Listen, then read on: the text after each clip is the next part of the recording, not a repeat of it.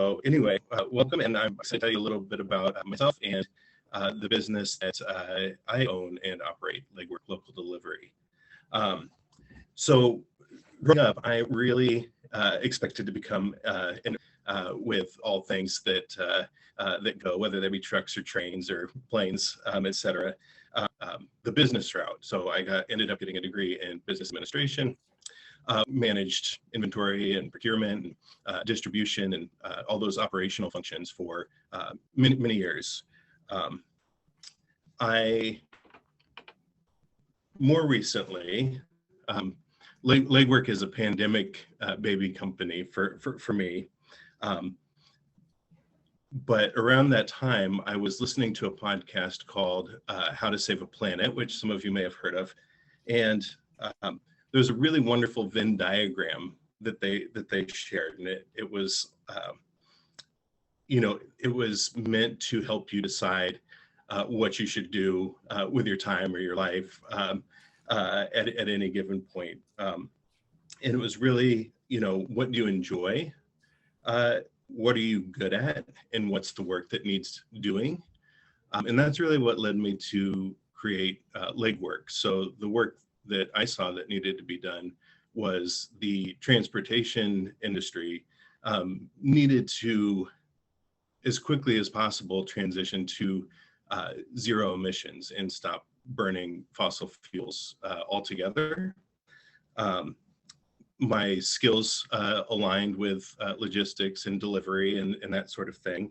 And I just enjoy creating things, and whether it be a business or something else. But I feel like I can put a lot of creative energy into Legwork and do some good along the way.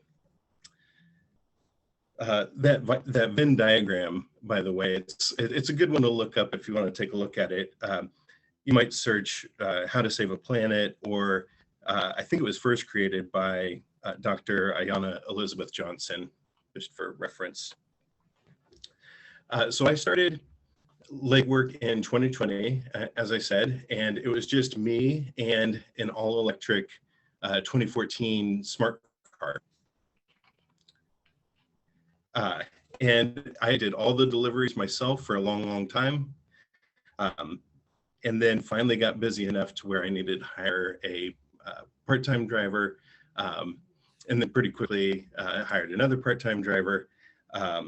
And at this point, we actually have now 5 part-time drivers working for us. And we have 4 fleet vehicles total, all electric.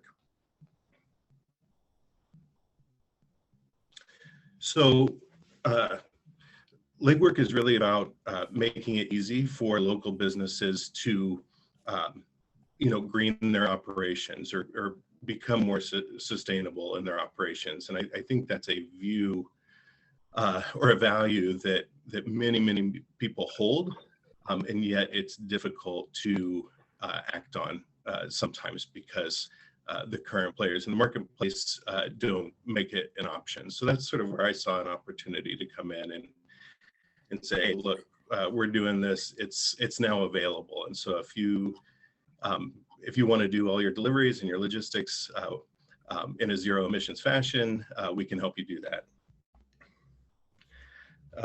Let's see. What's that I want to talk about? So EVs, and I think we may get into this more in depth in the Q&A section, but a little bit about our vehicles. I mentioned the 2014 smart car. We also have a 2011 Think City, which is a lot like a smart car in that it's a 2-seat vehicle with a cargo area in the back. Both of those vehicles get between 60 and 75 miles per full charge. We also have a Nissan Leaf, which needs no introduction. And then sort of the crown jewel of our fleet is a 2012 Ford Transit Connect all-electric cargo van. Ford in partnership with another company that's now out of business called Zero Dynamics, manufactured these cargo vans between 2010 and 2012. There weren't a lot of them made, and so they're fairly hard to find, but lo and behold, one came up for sale here in the Portland metro area, and we were able to snag it. But we want to like really push the, you know, we have electric vehicles and the technology available now, and that's kind of what I said. Let's take whatever vehicles we've got today and make those work. But as new vehicle types are electrified, like cargo vans, small box trucks in the coming next couple of years, and then eventually the long haul tractor trailers will electrify as well. We're hoping to just kind of stay on the cutting edge and have the latest, greatest technology available to us and our customers. Let's see, Sydney, how am I okay on time? All right, I'm gonna keep going. Yes, you are fine on some time. Considerations. This is kind of the main thing that Sydney and I talked about wanting to bring to you all's attention. Oh, good. So a few of those questions that I had to answer for myself and for legwork when I was starting up were, a big one, I think, for you all, to the extent that you operate in more rural environments would be, or if you're in a urban environment, is really what is the nature of the routes that your organization is going to be running, including things like distance, terrain, climate. All those things are important sort of background information that will inform decisions about what vehicles ultimately you need to be successful in your delivery operation. Let's see, what types of systems are needed. So this could be, perhaps IT systems. We use at Legwork a cloud-based software that allows us to have our customers enter orders through their customer portal, and then they drop into our system, and we're able to dispatch those, manage our drivers. There's a great integration with the billing module, so we can set different prices for different services and have those flow through based on how the order was entered and submitted to us. But systems could also mean more manual systems that could be entirely appropriate for the nature of the scale of the operation that you're running. Really depends, I think, a lot. Another one is what roles are needed.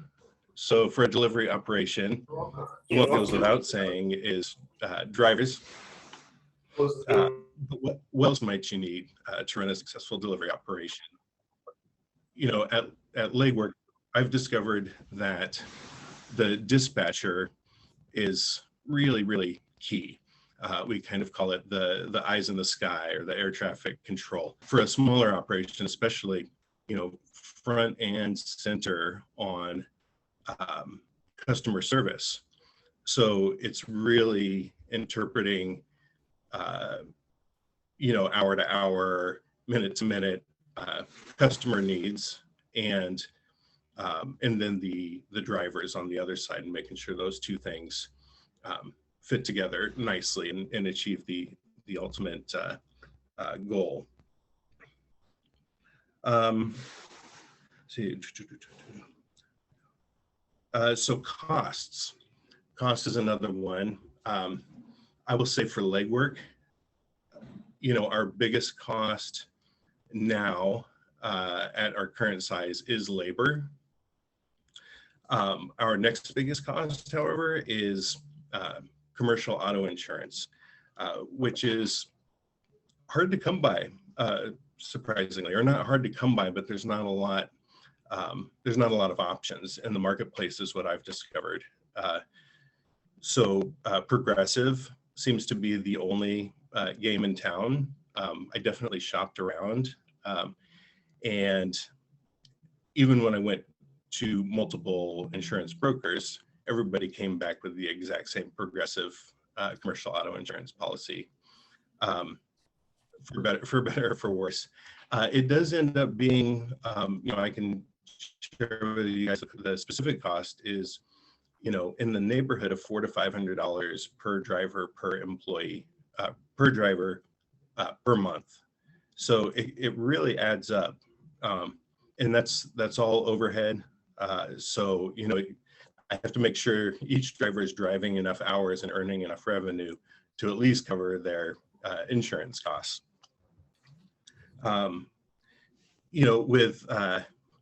With an electric vehicle fleet and a zero emission delivery company, our fuel costs and our maintenance costs are quite low, relatively speaking, and we haven't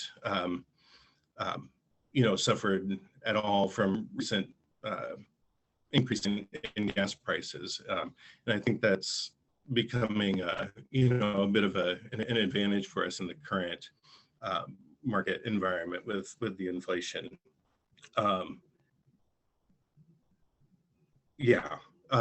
Electricity is cheap, so it's about 3 cents a mile was my calculation a while back for energy costs to fuel our fleet vehicles. I don't know what that would be in terms of gas. I haven't done that math, but you can imagine it would be quite a bit more than that. Trying to think other costs. Software, to the extent that you do have like an IT system in place. Ours is cloud-based and is essentially like a monthly subscription type of software. And so that's probably like our third biggest cost after labor and I linked it there, labor and insurance. Yeah. So Sydney, I think that's, you said it was a pretty casual group and that we can really maybe get the most value out of the Q&A section. And I know Kristen's still got to go. So I think I'll go ahead and quit yapping for now and turn it back to you. But that's a start on legwork and me and how we're trying to find success with a zero emission local delivery company. Thank you, Dan. I think that was a great overview, and we're starting to collect some questions in the chat that we'll go back to. And so Kristen and I will share what we've been working on together. And gosh, am I echoing for you guys? I'm echoing for myself. Okay. Take these out. Is that better, Jen? Okay, thank you. So Kristen and I will share a little bit about what we're doing. Kristen Penner and I have been working together on a small project, which is how we came to meet Dan, because Kristen was trying to figure out a wholesale type delivery project up on the North Coast, and started reaching out to folks and said to me, you need to talk to Dan. And as soon as I talked to Dan, I was like, well, Dan needs to talk to the Hub Club, because we have these great resources of folks that already know how to do delivery. And I know a lot of us have been really grinding away at how do we do delivery? How do we think about it? What are the systems we need? And Dan has already done all of that. So it was very generous of him to show up and talk us through what he's doing. And now Kristen will talk you through why she is looking at this project, what the project is, and then we'll share some numbers with you that we put together, not quite back of the envelope, they're educated guesses, and we'll tell you what kind of guesses we made and how we came, what is our education behind these guesses. So Kristen, if you want to set up what the project is, that would be great. And then when Kristen is done with that, Shin, if you could put up that PDF I sent you, that'd be great. Yeah, thanks, Sydney. And hi, everyone. Can you hear me okay? Am I choppy? Okay, cool. So yeah, I'm going to keep my video off. Sorry, I think my internet is not the best today, but yeah, I'll just kind of give you an overview. I feel like I've seen most of you on these calls, but just as a recap, my company is North Coast Industries. I'm a commercial fisherman, but a lot of my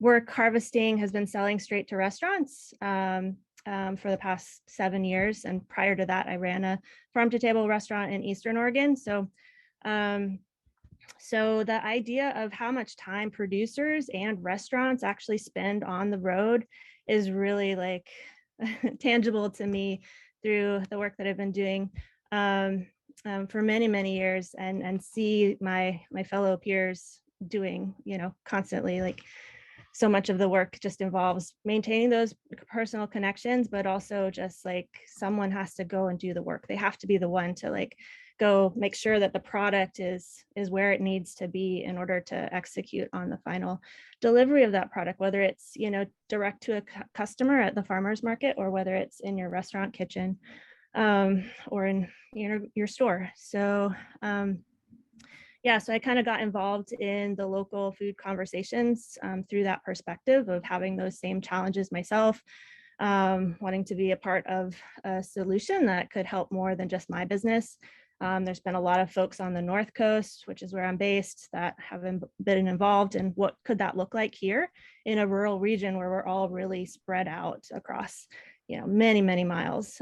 Just from Astoria to Wheeler is 93 miles. So I started working with a local restaurant that I was helping source products for, the Salmon Berry. When COVID hit, they were forced to close their restaurant. And in order to keep the lights on in their restaurant and just kind of keep paying the bills and support the producers they had been sourcing from for the last 2 years, they started a new project utilizing their kitchen under a variance granted from ODA to use their restaurant commercial kitchen to make value-added products to sell at the farmers market and through other little retail outlets such as the food hubs that had popped up, North Coast Food Web and Food Roots as examples.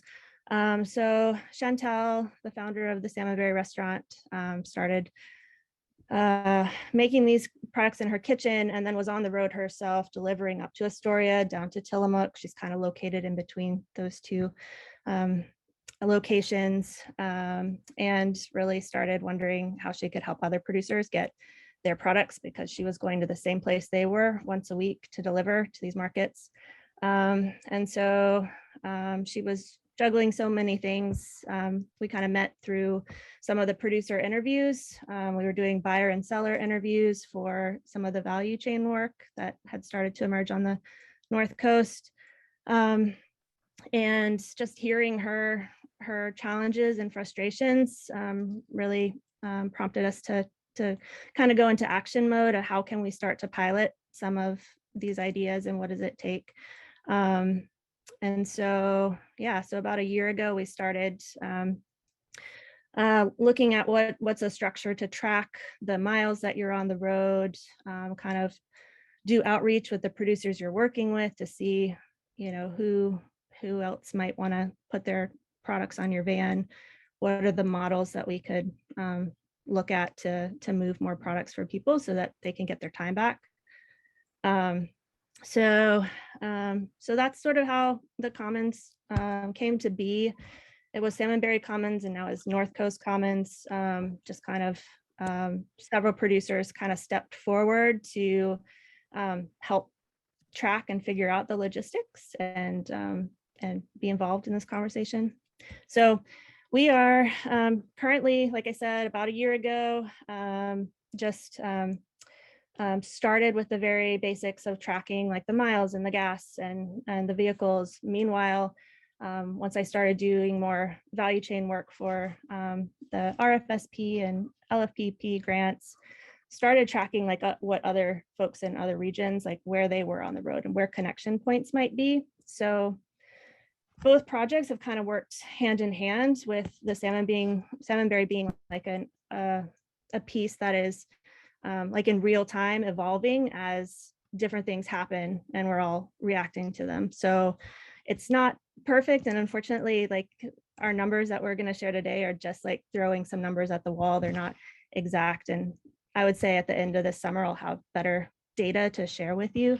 But it hasn't been consistent because we've changed the model several times. But what we can tell you is how much time it takes, like being on the road for a route, how many miles that is. Our fuel costs have changed as fuel prices have gone up. So a lot of our projections that we're doing internally is based on just the federal mileage rate, which again, just is changing July 1st, I heard, from 58 cents and a half to 62 and a half cents, I believe.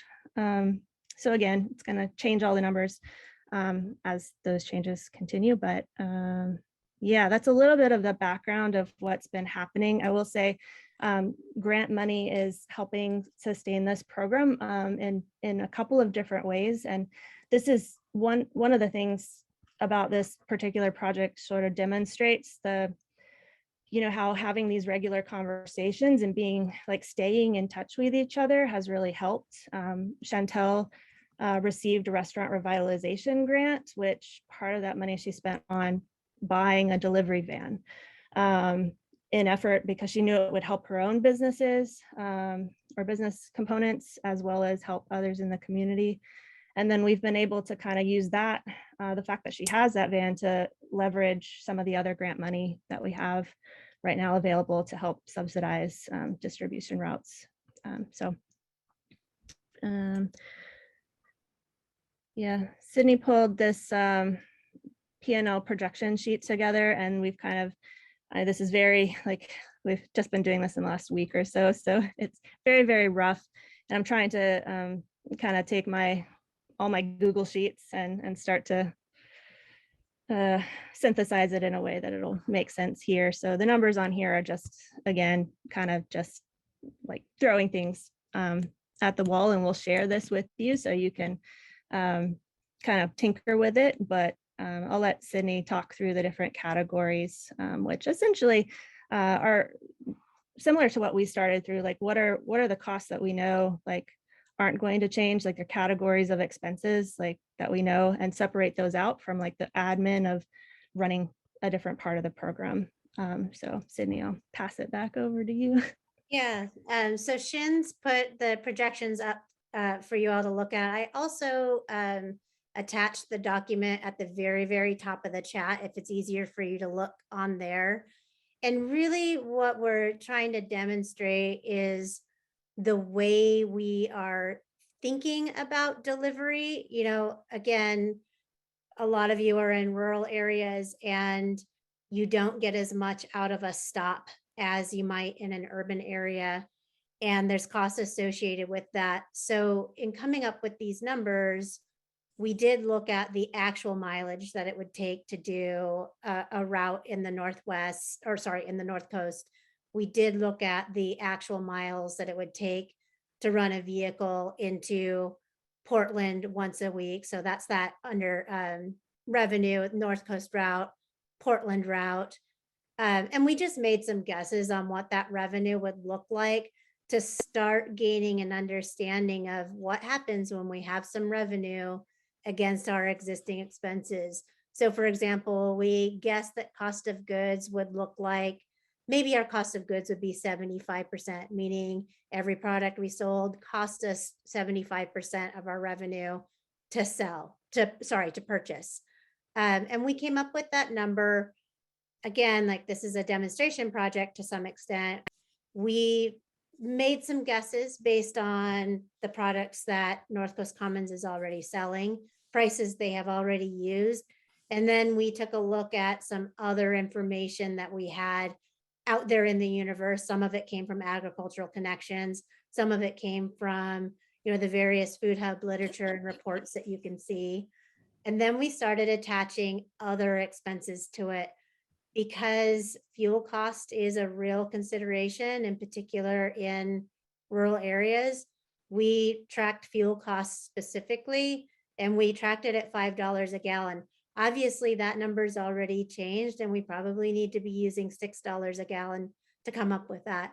For labor, we included some admin labor. And in listening to Dan today, I'm thinking, I think I used 5 hours a week. Maybe we didn't include enough admin labor time. So basically what we were doing is starting to, as Kristen said, stick some numbers on the wall and then test our assumptions and continue to refine how educated our guesses are.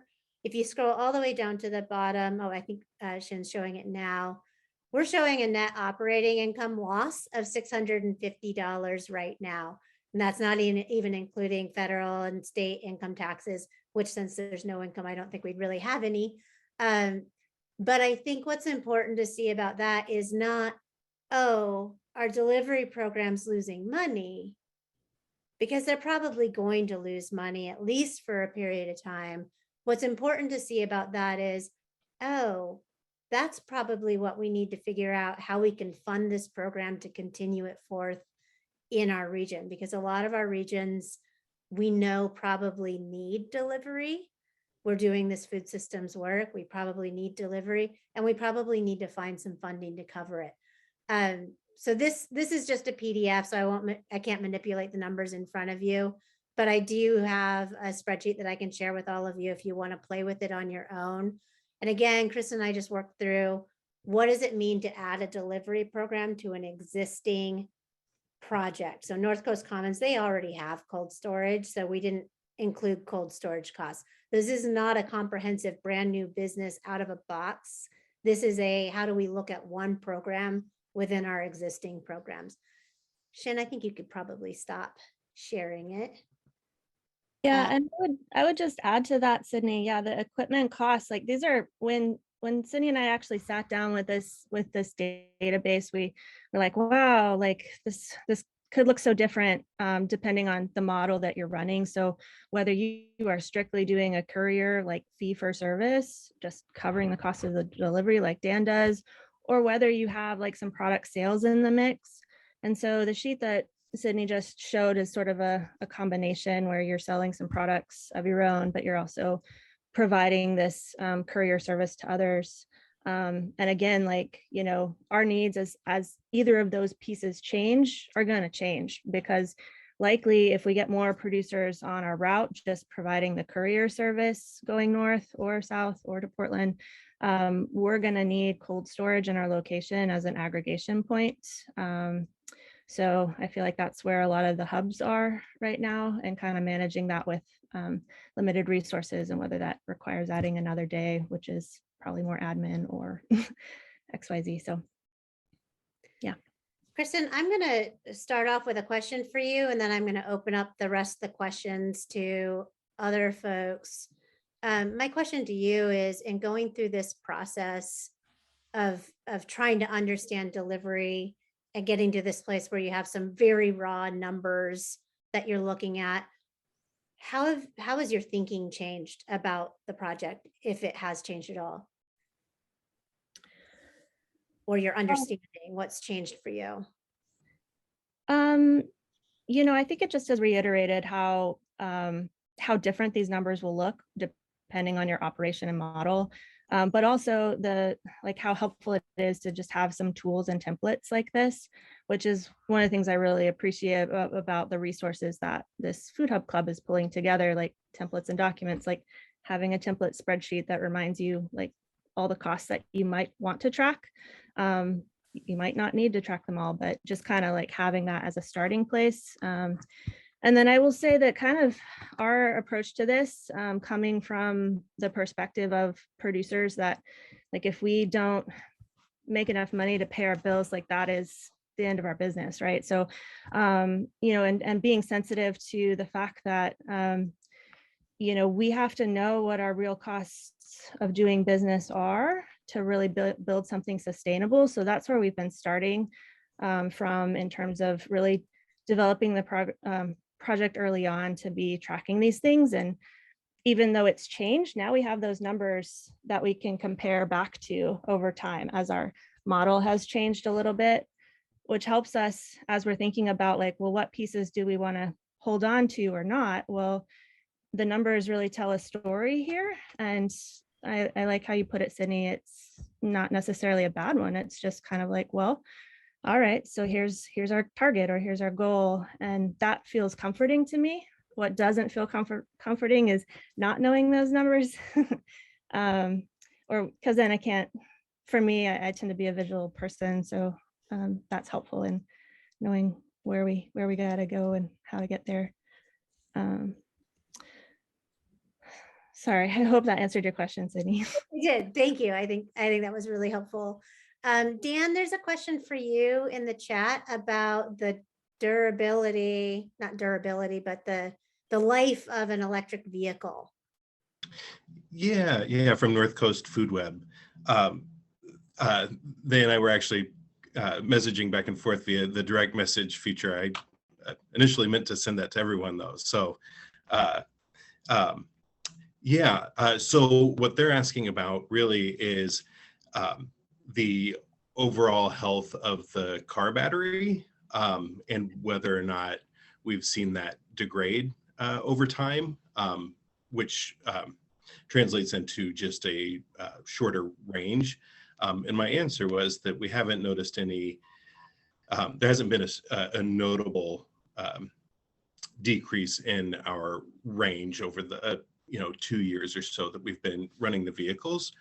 We do drive them, pretty continually. It's a daily basis, and they can really, sometimes we put more miles on them than their full range because we do charge them during the day to keep them out on the road. One thing I've heard about EVs specifically is it's kind of like a cell phone battery, in that you really don't ever want to let it run all the way down. And you don't necessarily need to fill it all the way up to 100% either. But if you can kind of keep it in like the 20 to 80% range, that'll help with the longevity of the batteries. And then one thing I've heard also is that DC fast charging will, which is like 480 volts, right? So that's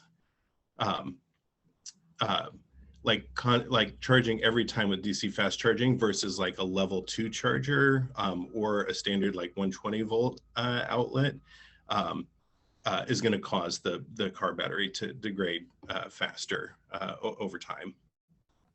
Super interesting. Do we have any other questions for either Kristen or Dan?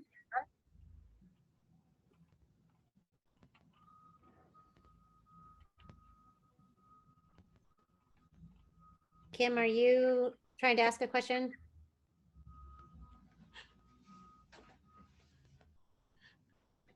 Maybe Sydney, not. it looked like there was you actually had a few questions in the chat earlier on.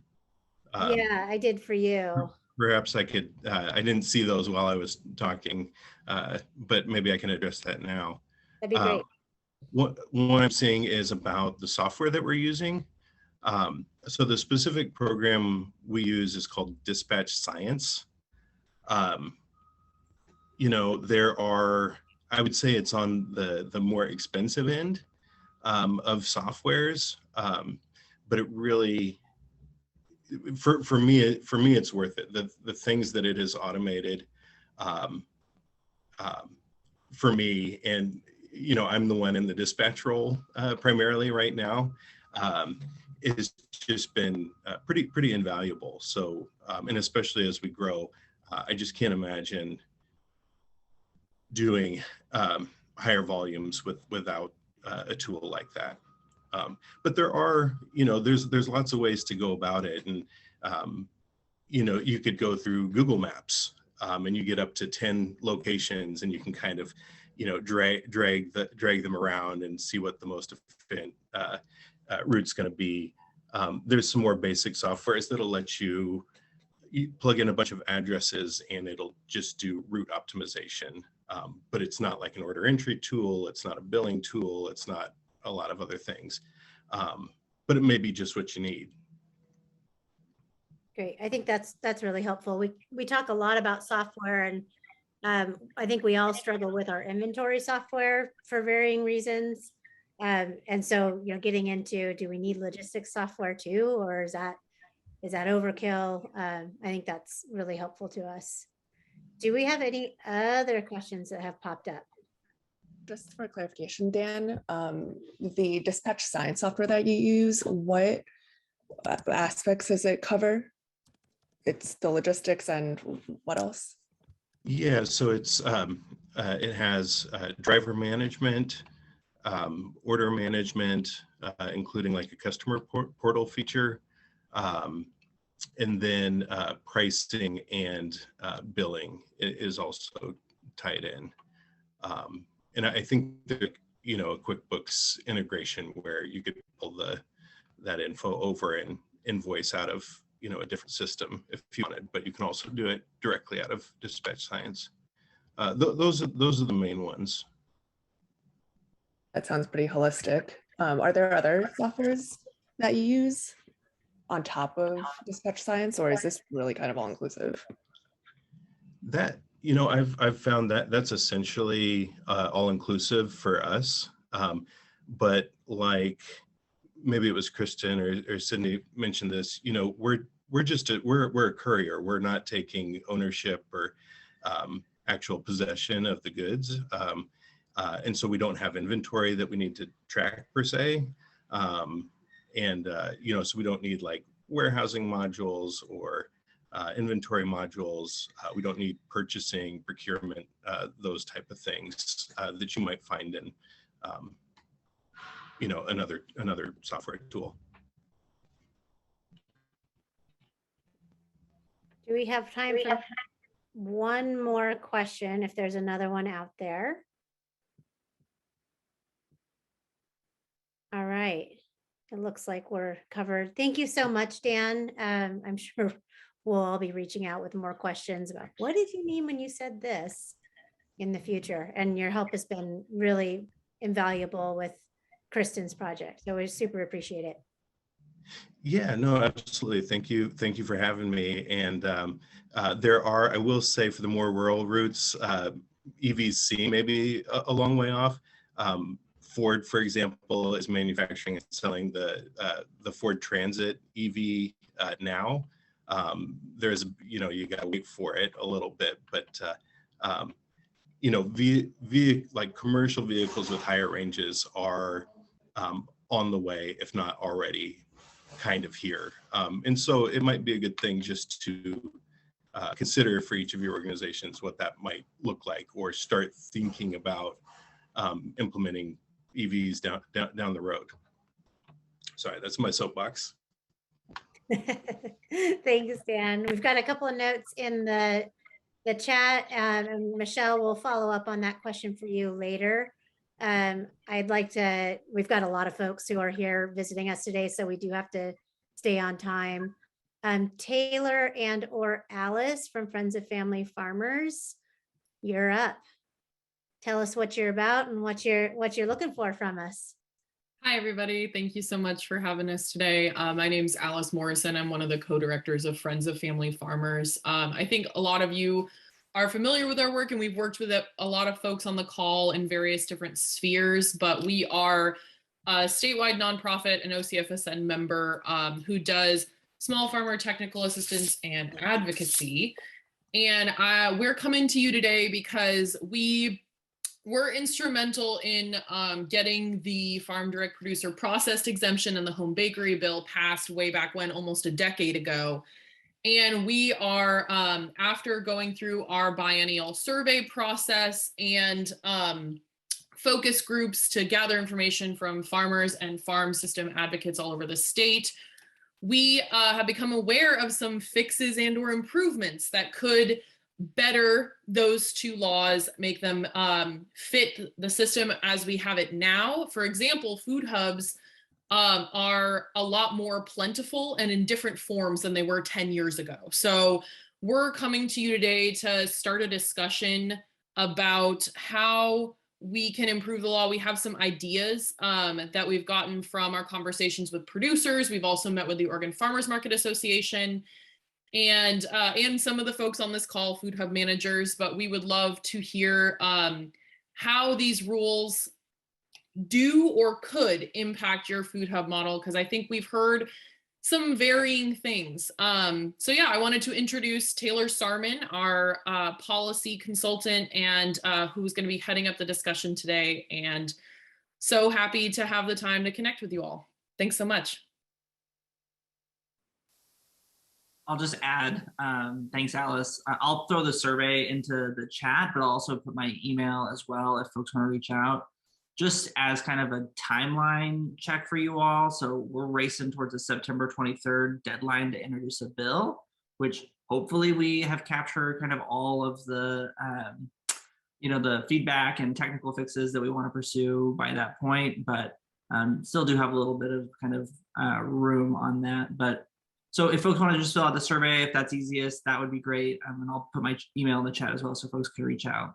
I hope Lauren has shared there's some good research that she did at 5 years of Farm Direct being implemented. So I saw her throw a link in, hopefully that's the one.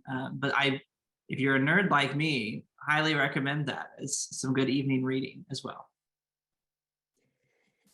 I think today, what we would love to hear from you all is how your food hubs are currently designated, so that when one of the things, the reason that we're here today is because one of the things that we've heard is that folks would love to be able to sell these farm direct producer process exemption products like the jams, pickles, lacto ferments that farmers can make on farm without a commercial kitchen, and they're allowed to sell at the farmers market, but are not allowed to sell in a food hub context. And there's some fuzziness on that line. Some folks have been able to find workarounds, some have not. There's kind of some unequal application of the law going on. And we want to clarify what the situation is with food hubs here in Oregon and how you all are being classified by ODA, so that we can know how to include you in the sales of these products, if that's what you would like us to do. So I have heard that some folks are being called farm stands, some folks are being called grocery stores. And if you are able to put in the chat like how your ODA and food safety representatives are classifying you, that would be incredibly helpful to the discussion. Or if you want to unmute yourself and tell us how you've been classified, that's also great. We have a little bit of time in the agenda and I'd love to get that going. Okay. Don't be shy, you guys. This is your moment to share. It would be great to be able to carry, carry that stuff. Although, I think the Farm Direct and home baking bills are great, sort of for startups. So I think where the gap is would be the next step. People who want to make, let's say, 100 jars of something as opposed to 12. They need to get into a commercial kitchen and all of a sudden they have this whole raft of issues that they can't deal with and then they give up. I've talked to people all the time who want to sell their stuff. Most of the processed food that I sell through my hub, which is a very, very tiny hub, is either with a big company like Tofurky or Jacobson's. So they are a full-fledged business, or a local restaurant. So I have some baked goods that are made in a restaurant. And so then they've got the licensing that they need. But the other people who make jam and everything else, they get to a point where they might want to grow and they just can't because there's not a kitchen here that they can use. They don't, if they can get into one, there's nothing where they can store all, the cooks are particular about their equipment and they don't want to use someone else's equipment. They want to use their equipment and there's nowhere to store it. And they either have to schlep it. So I think for me, the issue isn't the home baking. I think the home baking thing is fine the way it is, but there needs to be some kind of interim step. Yeah, I totally hear you, Christy. And I think that's something that we've heard from some other folks as well. I think that we're still kind of figuring out how to address that project because I think it would be a whole new endeavor. And so, yeah, we're hoping that this small fix might be able to let people get a little bit more revenue in order to build that capital to make a step towards something bigger without having to devote all of the time and human capital to being at the farmer's market all the time. Because that's another thing we're hearing is that like folks want to grow their business, but the cost of labor of standing at the stall and being present to make that transaction Every is Saturday. a huge thing. Yeah. Yeah, they don't want to do it. Yeah, that's a good point, Hannah. Some funding for economic development for businesses currently using this law.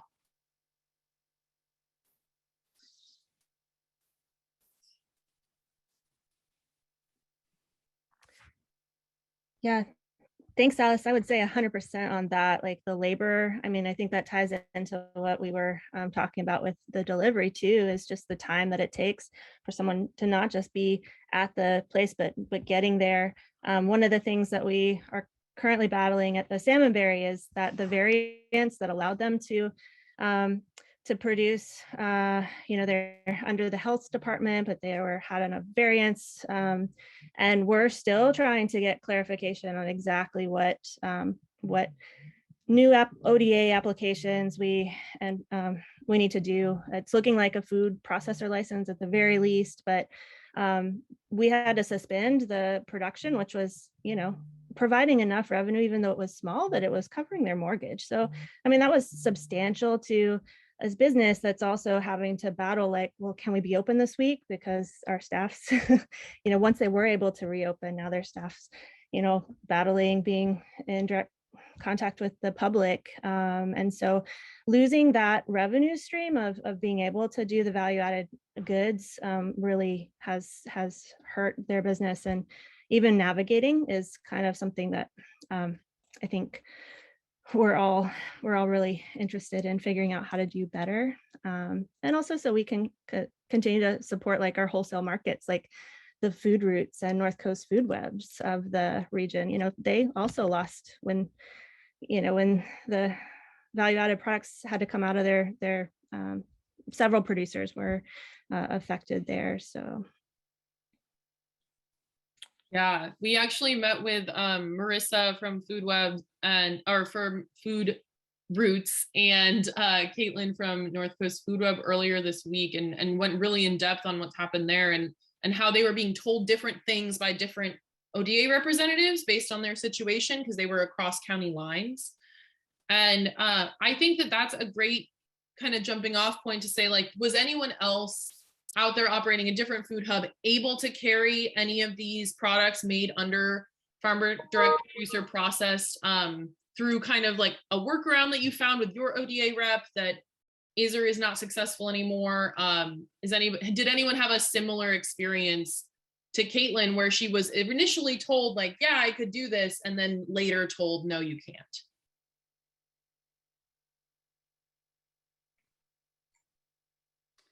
Kaylin, I should probably talk to you because I'm wondering now if the food I could carry from restaurants is kosher or not.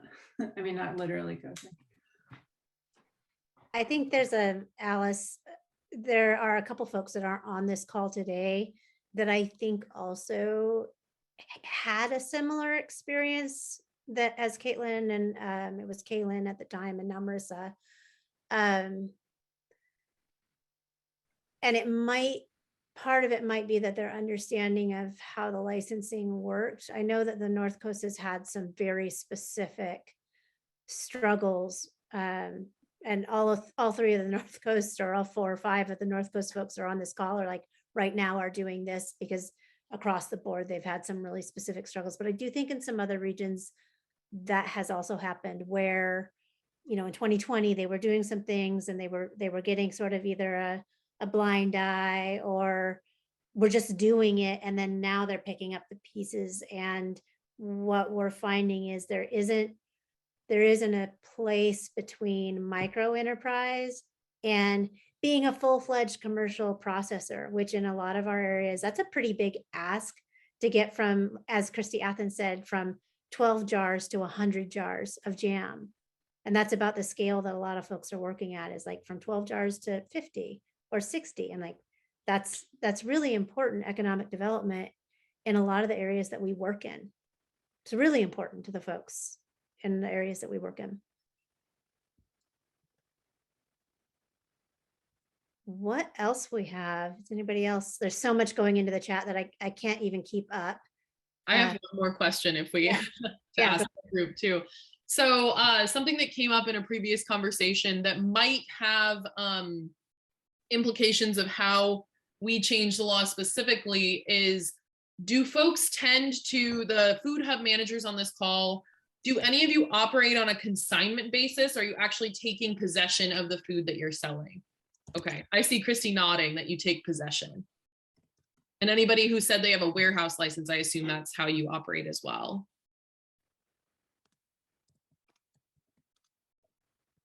So consignment language might not fix the problem that we're talking about here.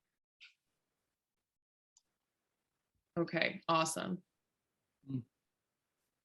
This is also so vital for us to know and like make sure that we're, you know, when we try to write something to fix a problem, that we're not writing people out of the solution. One other quick plug that I would make as well is, you know, there's you all live this work every day in and out in your lives. Legislators often don't. And so there's going to be a lot of education that I think we'll have to do. So if folks on this call would be interested in potentially hosting a legislator at your food hub to explain, you know, what you do and some of the challenges that the laws and regulations have caused, definitely reach out to me, because I'm looking to connect legislators with work that's happening in their districts as well. Did you say, or can you say what things you're trying to fix in these laws? So right now we're in the ideation stage.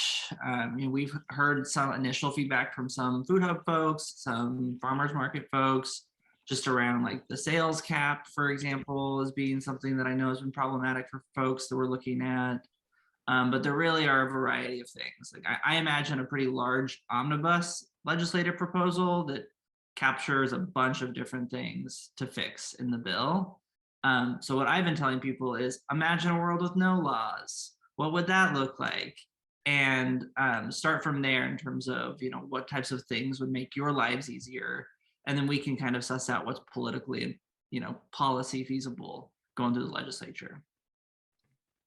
Yeah, some of the other things that folks have specifically brought forward is like clarifying which products you are allowed to bring. Like, for example, the Farm Direct marketing law allows you to dry vegetables and herbs, but then if you grow every herb in an herb blend and blend them together and they're all dried, then some inspectors have a problem with that, but don't have a problem with a single dried herb. And so those kinds of things that people think are logical next conclusions that don't pose a food safety risk. And we want to, that's a really good point, Lauren. We want to put food safety front and center and clarify which things are already we know to be safe, since there have been more studies and there's more information out there in the 10 years since this bill was first conceived. And so making sure that we put safety at the forefront, but making those logical jumps from like 1 dried herb to 3 dried herbs together when prepared in a safe and packaged in a correctly labeled way is something that we've heard that folks would like to do. Lifting the sales cap is another one, and allowing for consignment that would let these products go into a food hub or stationary or someone else's farm stand or some other venue that allows for consignment to reduce that burden of having to stand there and make the transaction. And those are the kinds of things that we've heard so far. I think I just wanted to pop in. I'm so happy to hear, so happy, Alice and Taylor, that you're coming and you're thinking about it in this way. And I think it's just important for 2 small points of context for folks who weren't around in Oregon or who weren't paying attention to it when the original farm direct marketing law was passed.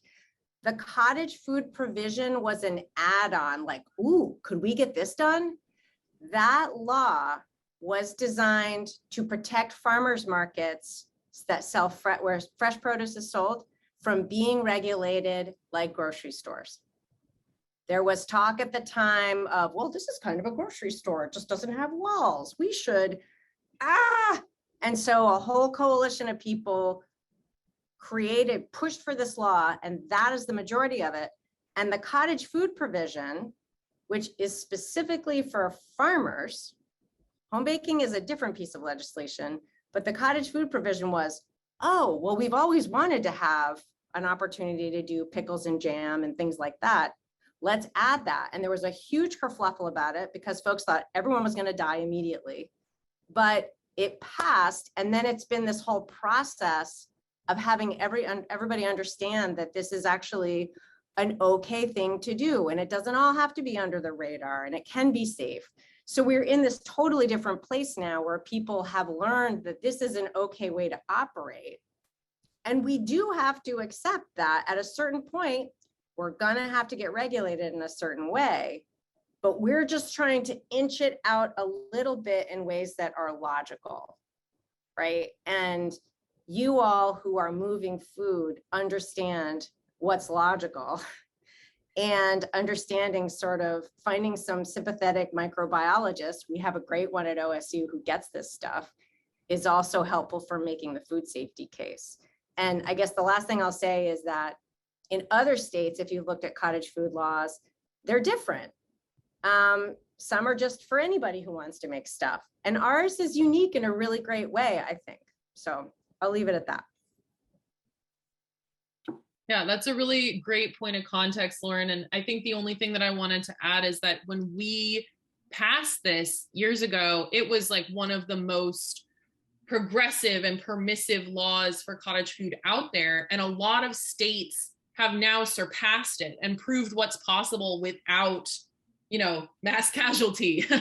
So yeah, now we're in a world that has, like Lauren was saying, there is this kind of reassurance that this is an okay way to operate, that there are places that we can go that have track records of not causing food safety problems, and that context and knowing where we've been to know where other states have gone based on our law in a lot of cases is really, really helpful in where we could take this in the next session.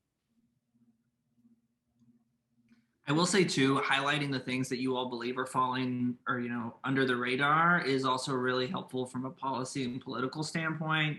To I think what Lauren was talking about in terms of we're the good guys or the good folks, right? We're coming in here to help regulate some of the space, and then also making additions and incremental changes as well. So don't hesitate to tell me the things in the survey or via email that you think, I don't know if I'm really following the rules, but nobody stopped me yet, is really what I'm saying. So Thank you so much for doing this work and kind of picking up this law and this effort. It is really important to all of us and how we go about our business every day, and it's something we struggle with. So having an opportunity to share what the struggle is and hope that things can move forward I think it's pretty exciting. Do we have any last questions or comments for Taylor and Alice? All right. Looks like we're good. Lauren's busy dropping lots in there. Oh, Tyler. Actually, I just have one comment, and it may have already been covered. I came to the party a little bit late. But one thing that I've seen in a couple of states on both the good side and the bad side is having commercial kitchens or part of the commercial kitchen designated as a space that small businesses or home canners or whatnot can can check out, so that they could have a food handlers and have access to a commercially certified kitchen to maintain all the safety around it, and use it kind of as a small business accelerator type situation. I think a lot of us have been noodling around with the commercial kitchen and the micro co-packing, and what can we do to resolve this? So I think that's great input, Tyler. Thank you. One thing to keep in mind with commercial kitchens that I think I'm correct about is that it's not the kitchen that is licensed, it is the person doing the thing in that kitchen. So it's not enough to just get the kitchen. I mean, that's not how it is. It is in fact both. The commercial kitchen is licensed as a commercial kitchen, but yeah, your products also need to be properly licensed, because we all live in multiple regulatory landscapes. Once you're doing food, that is your life. Yeah, and the kitchen that I was working with before, or the community partner that had the kitchen that I was working with before, had an open space that community members could check out, that had a licensed person on site the whole time. But the people that were coming in had to have the additional training to come in and do it as well. So it had that multiple layer of safety. All right. Thanks, y'all. Thanks, Alice. Thanks, Taylor. Next up, we have Eric Garman and Hannah Kohlberg, folks that you already know, but tell us what you got. Hi, hey everybody. We are here today with another survey. It's a survey day. And really grateful for feedback from all of you. So Eric has been working amazingly on collating and bringing together all of the resources to support food businesses in launching and growing their businesses, right? From before now, everything was, you had to talk to somebody to get the co-packer list sent to you. And it was a lot of word of mouth and not necessarily just sort of open access. And then you talk to one business advisor, but they might have a different set of information than other people. And so Eric applied for a grant to make this amazing website and worked with Micah from Eugene's Table to really set up the parameter and the system of it. And I'm doing some fun stuff of getting feedback from everybody about the usability, what needs to change, what do we need more of, all of those wonderful things. And so I'm putting the link in the chat, and then also a link to the survey itself. But frankly, I've also just been like taking emails or, letting people telling me things verbally on video. So I'd love it if you all could navigate to the site. I would share my screen, but I think it's actually better and interesting for you to arrive there on your own without navigation and see it and say, oh, what did I find? Am I finding what I thought I would find? So I'll let that happen. And Eric, do you want to add anything else? I appreciate you being here as well. Yeah, thanks for having us. Yeah, so the concept behind this project is that to help food and beverage makers at this point. This is really geared towards the actual retail packaged goods or value add products that are produced, whether at a commercial kitchen or whether it's a new startup company that's looking at investigating and taking a product to market. So so it may not be a good fit for something that's not related to that, like maybe just specifically to small farmers or other producers. So, but yeah, thanks, Hannah, for the kickoff. We've been really trying to perfect this. There's still more to come. We're still fleshing it out. We launched it earlier this year, and the concept is, how do we get someone a food maker looking for information to find that information, to find that organization that can help them by their region. And so, as Hannah mentioned, we'll let you sort of navigate on your own, but the goal is, how do we get you off of this site as soon as possible? In other words, how do we get you to what you're looking for? In addition to that, in order for this site to work, we also need listings from organizations, maybe like organizations like yours, that are there to help food makers, to help entrepreneurs in their journey. And so if this is something that makes sense for your organization to be a part of in your region or statewide, at the top of the homepage, there is a request for listing. I would encourage you to fill that out and check the boxes and add the content necessary so that we can come back and add you to the list of service providers. It's designed to be a fairly straightforward and fairly simple site. And we really do appreciate the feedback.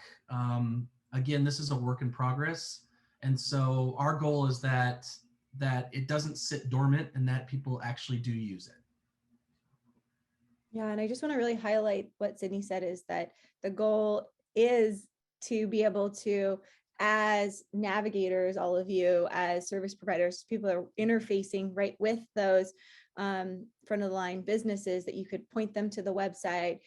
You could point them to the expert articles on the website. There's going to be a bunch of more videos up soon. So like if there's a concept that they're learning about that they want to get into, wholesale retail, there'll be a great video from John Boyle at Market of Choice up soon, and they can listen to that and get kind of like a 101.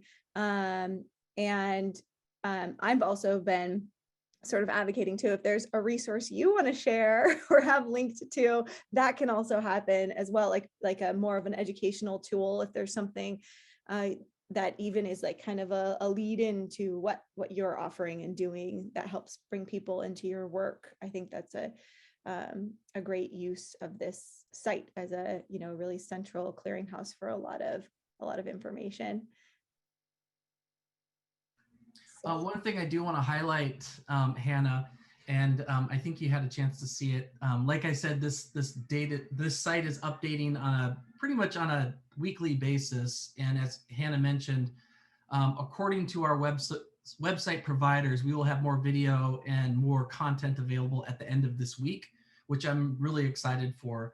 But on the homepage, Hannah and I had the opportunity to develop a food and beverage startup journey map that we're pretty proud of, and what it does is it really lays out what a journey could look like for a new maker.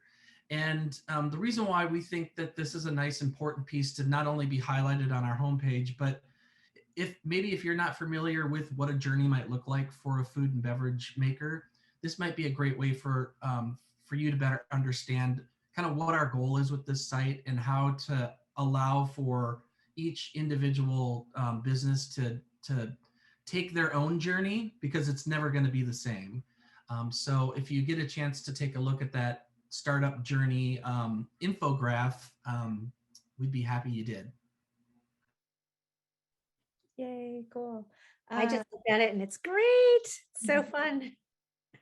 Thanks, Sydney. Yeah, great question, Lauren, about case studies. I have like a draft of that. So maybe phase 2, I've already been getting a lot of feedback about some more information, maybe like a growth phase roadmap, and some other things around that about like different businesses and how they navigated and used different resources. So that's a great suggestion. I'm like actively writing up hey, these are ideas or feedback, what's amazing about it, what people would love to see a little differently or were confused about, etc. So in filling out that survey, that'd be super helpful, or put it in the chat right now and I'll capture it, and we'll get back to Eric. And yeah.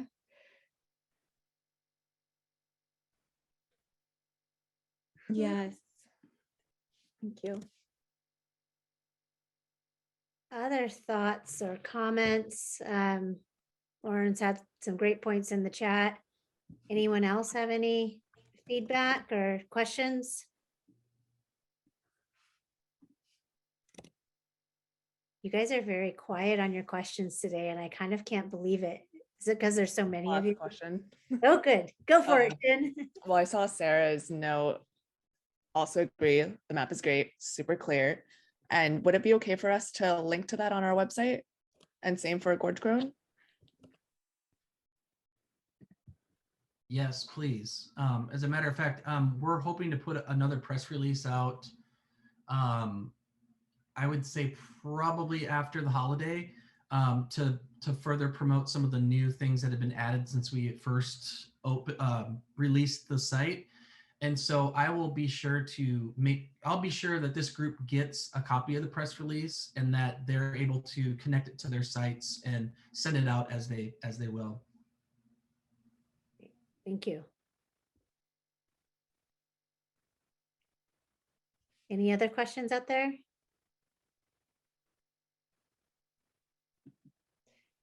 Yes, I have the Getting Your Recipe Market people using the site, and I've been talking to some makers as well. So great advice. Yeah, I'm kind of getting feedback from a lot of different arenas. The funny thing is, right, it's really the businesses that are those like super go-getters all by themselves that just Google stuff. You usually don't even have a business advisor. Those are the ones I'd really love to see their feedback on it. Because people like within Getting Your Recipe to Market are really well supported in that way. But yeah, gathering feedback from a lot of different perspectives of different use points, and really that map came out of sort of our coursework at Getting Your Recipe to Market and what we take people through and like what those steps are in a much more condensed way. And one actually piece of feedback from today to add to it is, because it even though it's laid out nicely, it can be kind of overwhelming depending on who you are. And so to really like start out by getting in community, getting a business advisor to help you navigate some of it. And, it's not everyone knows even all the language associated with it. So, yeah. Oh, great comment from Abigail. I'm just looking, I forgot to turn my camera on. Looking at, so Hannah and I are both SBDC advisors, as well as the other things we do. And so we both are very familiar with entrepreneurs coming to us with a business idea. And the first question they ask is, can you show me all the grants that I've heard that exist for small businesses? And of course, there are very few of them.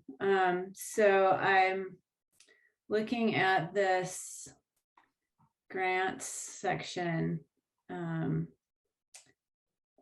wondering, the grants that are available are very limited. Business Oregon is not going to be useful for somebody who's making jam. The NUIDD grant, I assume you're talking about the IDA program, which is not a grant, it's a savings match program. I just feel like this is maybe misrepresenting what's available. And as an SBDC advisor, any fueling of the fire of the belief that there are a million grants out there just waiting for you to pick them up from the ground is makes my job harder. So, and Hannah, I know you do the same thing. So can you speak to that a little bit? Yeah, I mean, I maybe I'm like on the a little opposite end. I'm always like, where can we get more grants for these businesses, especially in that startup phase? And I was just talking about that because it's like funny, the last few years we've had so many like save failing businesses grants, but no grants for all the emergence of new businesses that have started in this time. And so yeah, I want more of them. I think that's a good feedback, and I will capture it of just maybe adding sort of like an asterisk or some information around that. A big thing that we do in getting our speed market is really laying out the budget and the cost of starting a new food business. And that was actually some feedback I got today from another person about maybe even within the map, putting a little bit of like the range of costs of each section that it could be. I mean, you could really spend big on product development, or you can do it DIY it at home and just spend money on ingredients. So yeah, there's I mean, yeah, because like even the loan, so I used to work at NUIDD. We can talk about this more offline. But the loans that exist for NUIDD, their construction, you have to have Bacon Davis wages. Like they're not oriented towards startups at all. So I feel like this is just a little bit misleading to people that who have a business idea that, yeah, you're going to get so much funding you won't even know what to do with it all, which, as we know, is not true. Maybe it should be true. Thank you for that feedback. Yeah, and I mean, if anyone wants to dive a little bit deeper with me on a one-on-one call, I've been having like half-hour chats with people and going through the website. I'd welcome it. But yeah, the survey is a great way to get some feedback overall too. We got one more question from Lauren. So on the map, where do you see sorting out the regulatory environment for your product being sold in different ways? Because I see food safety is, and you're very clear, some people are going to go through this in different ways, but sort of knowing, oh, if I'm going to sell it in this environment to this set of customers, these are the regulations I have to follow. But if I want to sell it to these types of customers, these are the things I need to be prepared for. From your experience, are you seeing that? I'm not really seeing that called out in a big way, but maybe that's because, I mean, I know there's so many other parts of deciding on whether you're going to have a business. Where do you see that falling? There is a conversation within the kind of food business service provider community around like gating moments. And so basically like, yeah, like if you want to, work with this retailer, you need to get into distribution. Before you go into distribution, you need XYZ, or what do you have the proper insurance requirements, et cetera. And so that's what you're saying sounds like it falls into. I do feel like that's a kind of like a phase 2 kind of resource document. It's possible one's going to be coming out soon from an OEN educational program, but I'm not sure. There's kind of like people are making things, but if it's kind of open to be accessed and linked to this is a little less clear. But I think there's almost like an earlier phase 1 that I appreciate you mentioning. And I wonder, Eric, too, if that's like a resource that even like the ODA regulatory team would have the capacity to make or a budget to make, because the other ones that I've been hearing about are a little bit higher, like up the stream a little bit more. Like even like if you want to go into wholesale retail, what do you need to have together, right? And that goes to like labeling stuff as well. Well, and see previous conversation about regulatory complexity and what's in statute, what's in. So we don't need to solve this all right now, and we should move on to the next thing. But I think I would like to be back in touch with you all and Amy from ODA about how there's the policy regulatory environment to figure out, and then there's how do you communicate it in this really helpful roadmap. So we can follow up on that. I do want to mention also, that's a good point. And I do want to mention also that some of the expert articles that are pending will address some of that, like the food, around some of the food safety protocols and different things. And actually Amy has been a part of some of those expert articles with our food safety department as well. So these are all great, this is all great feedback that we would love to address and make it more clear for the users, because if it's not clear for you, it's not going to be clear for them. So I appreciate the feedback. Yeah, let's circle back about it, because we have some drafts already, and some of the content that we used for the NASDA Women's Farm to Food Accelerator that was focused on food safety. And we were really trying to put together the nuts and bolts of, particularly for the those that might be almost ready for FSMA compliance. And so I think a lot of what we're talking about today is really relevant. I think we just need to, we need to keep doing more work together and figuring out the languages that the language we need to use. And to your point, Lauren, just, who's producing it, what they're producing it for, and who's buying it is just, we need to sort of figure out like, what are some agreeable, like thematic, I guess, buckets or ways that can apply to everyone, because I think that's where, I think maybe we just don't have enough inclusivity in how we're talking about all these different terms. So yeah, definitely a lot more ahead with that topic. All right, you guys. We are at 2:24. If we have one more question for Eric, Amy, or Hannah, we can fit that in, or we could probably share one or two amazing things that are happening in our lives. Or we can go home. Does anybody have anything exciting that they want to share with the group? All right, y'all. Thank you so much for your time. My head feels stuffed full. Thanks to all the guest speakers for coming. It was really great today. Amy, Eric, and Hannah, it's such a joy to be able to overlap and do work, outside of our little hub sphere, and know that there's other folks that are working alongside us. So thank you again for bringing, and Alice and Taylor for bringing everything to us today. It's really, I don't know, I tear up a little bit thinking about how we're all working together to make things better in our respective worlds. So I appreciate it. Thank you. All right, y'all. See you next month.